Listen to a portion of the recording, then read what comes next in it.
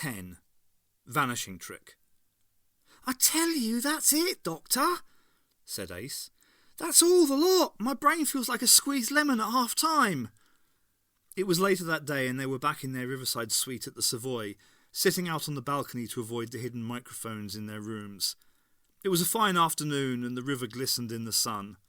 On the other side, you could just see the festival pavilions.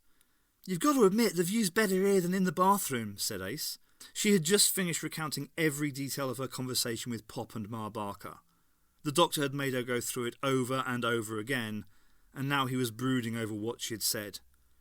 "Will they be all right?" she asked. The doctor was staring abstractedly at the slow-moving river. "Who?" "Pop, Ma Barker, even that little rat, Arnold." "They should be.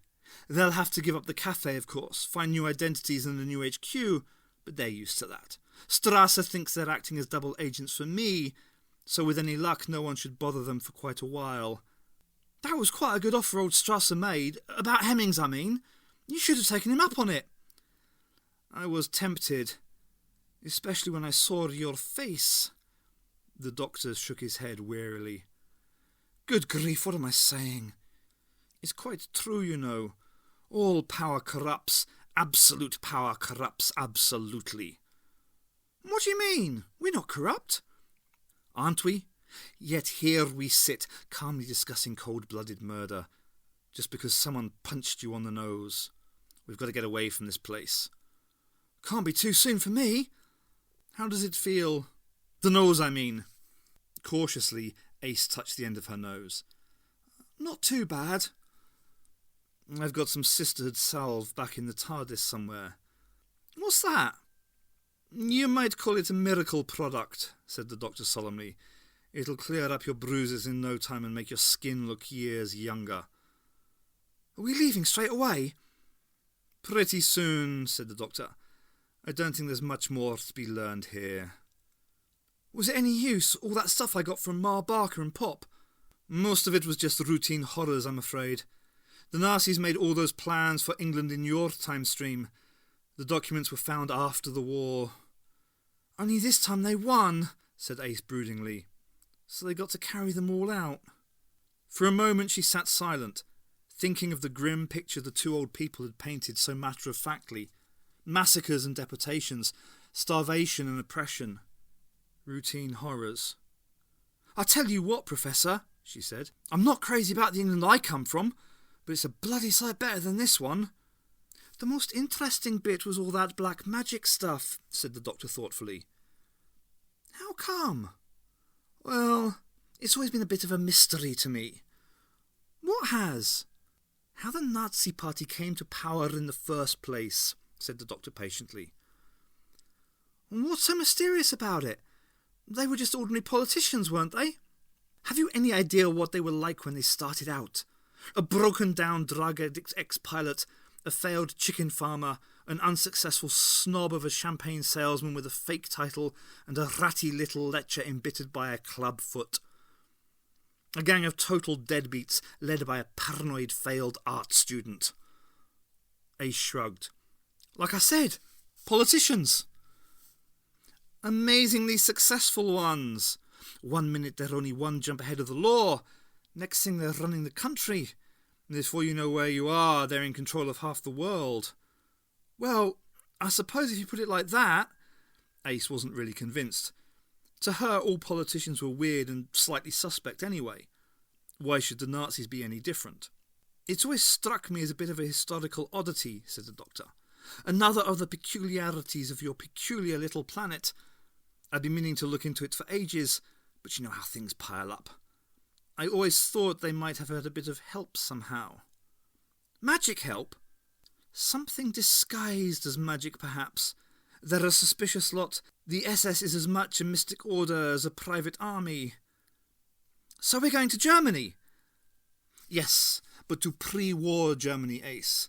Where it all began." "Why?" "Because it is easier to pluck up a seedling than tear down a tree," said the doctor poetically. "Let's get going then." "Not quite yet, Ace. There's something I've got to do first." "Such as?" "Go and see Hemmings." Forget it, Professor. I expect Strass will get round to having him shot sooner or later. That will leave him there till he rots. The doctor turned his grey eyes on her in what Ace always thought of as the look. The one that made her feel as if her brain had been peeled and all the nasty impulses exposed. All right, she said uneasily. Where do we meet?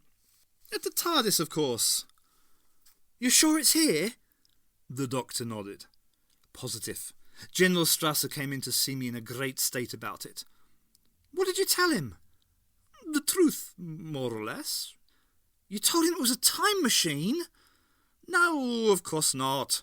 But I told him it was packed with top-secret, highly dangerous electronic equipment. Quite true, actually. And he was happy to let me take charge of it. Where is it now? The doctor beamed. Down below in a locked storeroom to which I alone have the key. How do I find it? The doctor grabbed some hotel stationery and did a quick sketch. You remember where we were first locked up? Down below. Ace nodded. There's a whole network of cellars and corridors under this place. Some of them have been converted into cells and interrogation rooms, but some are still used for storage. The TARDIS is in an old wine cellar here. Give me a start, and then come and meet me there. The doctor headed for the door. As he reached the threshold, Ace called out, Professor? The doctor paused. What? Just don't give him my best. The doctor crossed the crowded lobby of the hotel and went through the door that led to the lower regions. He showed Strasser's pass to a respectful SS guard, who led him along the dimly lit corridors to Hemming's cell and let him in. He found Hemming sitting on the bunk, staring at the blank wall. The doctor turned to the guard. Wait outside, please. Are you sure, Herr Doctor? This man is a dangerous traitor and criminal. Out! The guard went out, closing and locking the door. The doctor leaned his back against it. Noughts and crosses is a good way to pass the time, if you've got a pencil and someone to play with. Hemmings looked up. You devil. You cunning little devil. Cunning, said the doctor thoughtfully. Well, yes, I have to be sometimes. And as for little, these things are relative, you know. I've been much smaller than this. As a matter of fact, I was once in grave danger of being washed down the plug hole. But devil, we make our own devils, and our own hell. Do we? Well, you put me in this one. At least it's familiar, said the doctor. It's one where you've sent plenty of other people. And if I put you here, who put you in that uniform? I was 13 when England lost the war. What was I supposed to do? Wait till I grew old enough to be deported as slave labour? I soon saw there were winners and losers in this world, and I decided to join the winners. I was lucky to get in the Free Corps, but I did get in, and I did well. The doctor nodded. And it all ends here. Only because of you. Hemming's eyes glittered with hatred. Look, you've won. So satisfy my curiosity. Grant the condemned man his last wish. I was right, wasn't I? You are a fake. The doctor shrugged. A fake?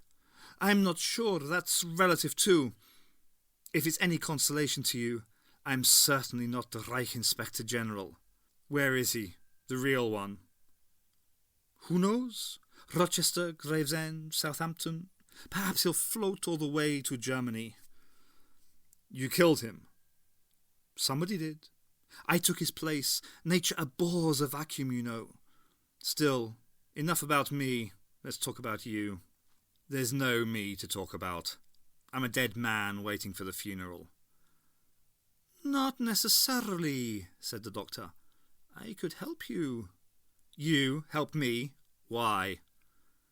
I don't think you'd understand. Besides, it's not a matter of why, but of how. What's that supposed to mean? I don't like to leave you here, but I refuse to restore you to your former position. What I will do is help you to escape. I'll give you a good start and tell General Strasser when you're well away. The doctor paused. I shall also tell him you are a dangerous criminal who must be shot on sight, so don't even think about coming back here. I'll be hunted. It'll give you a chance to see what you and your Nazi masters have done to England. It's not much of a proposition, Herr Doctor. Are you expecting a better offer today? Hemmings stood up. All right. Go for the guard when he comes in. I'll do the rest.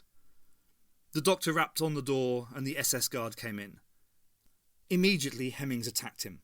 The doctor slipped behind the struggling guard, draped an affectionate arm around his shoulders and closed powerful fingers on a pressure point. The guard slumped onto the bunk. The doctor's other hand twitched his keys from his pocket as he fell. The doctor and Hemmings slipped out into the corridor and the doctor locked the cell door behind them. What will you tell them about my escape? Asked Hemmings curiously as he followed the doctor along the gloomy corridors. Obviously you overpowered the guard. I wasn't even there. Suppose the guard says different. He won't. The Venusian nerve pinch induces short-term amnesia. The doctor heard a whisper of movement and turned, but too late. Time Lords are by no means invulnerable, and Hemmings' rabbit punch delivered with the strength of desperation slammed the doctor to the ground. Hemmings gave the body a quick kick, then turned and ran. He was making for the upper levels and Strasser's office. If he could relay the doctor's confession and be believed, if he could even persuade Strasser to check, it was a risk that had to be taken. He hadn't considered accepting the doctor's offer of escape for a single moment. For Hemmings, life without rank and position was no life at all. Ace was pacing uneasily up and down the suite. Grabbing the doctor's map, she decided to set off. If she reached the TARDIS before the doctor, she'd simply wait for him. She went out of the room and down to the main lobby. Then, like the doctor before her, she went through the side door that led down below. At the bottom of the steps, she consulted the doctor's map and began moving along the underground corridors. The air felt dank and cold, and dusty electric bulbs hanging at intervals from the whitewashed ceiling gave a dim, yellowish light. Ace had her pass ready in case she was challenged, but there didn't seem to be anyone about. Not far away, Hemmings too was hurrying along the dimly lit corridors, wondering why the whole area seemed to be empty. Usually they were patrolling guards, prisoners being delivered or released, dead or unconscious bodies being dragged away, the grim sounds of interrogation. He shot round a corner and stopped in amazement before a strange blue box. It was the doctor's box, the one his own men had fetched from the festival site. The box should be locked away in a storeroom, but it wasn't. It was here, and the door was open. A voice was calling to him inside his head. Like a sleepwalker, Hemmings walked up to the open door of the box and went inside. The door closed and the box faded away with a strange, wheezing, groaning sound. Just as Ace ran by the end of the corridor, she stopped and stared unbelievingly. The doctor awoke just a few seconds later, stiff-necked but otherwise unharmed. He hurried towards the wine cellar, puzzled but thankful that the corridors were so empty. He reached an arched door halfway along a corridor, produced a key and opened it. There stood the TARDIS, safe and sound. He heard movement behind him, too much movement to be just Ace. He turned and saw General Strasser, flanked by 2 SS stormtroopers with machine pistols. "Not leaving us already, Doctor?" said Strasser. "Tell me, can that strange object really be a time travel device? Its uses to the Reich will be incalculable. How pleased with me they will be in Berlin. It'll even make up for the sad death of the Reich Inspector General." The jig was up, and the doctor knew it. "How did you know?" "The river gave up his dead. There were other papers on the body. Just to make sure, I had more microphones installed on the balcony as well, built into the ornamental ironwork, I believe. Once I'd heard your plans, I had the corridors cleared just to make things easier for you." "Very thorough." "You know, I always thought you were just a little too good to be true, Doctor," said General Strasser thoughtfully. "And the performance at the cafe was a little rich, even for me. Oh, and Hemmings' cell was bugged too, of course. I'm afraid that clinched it." "My own fault," said the doctor. "I just can't get used to living in a society of snoops. Can we make any kind of deal?" I fear not, Doctor, said Strasser with genuine regret. I like you, I really do, and I admire your nerve, but I fear your cunning and your silver tongue. You've made rather a fool of me, you know. I'm not sure who or what you are, but I'm sure I can't afford to have you around any more. I see, said the doctor. Shot while trying to escape, is it? I'm afraid so, said Strasser apologetically. He gestured down the corridor.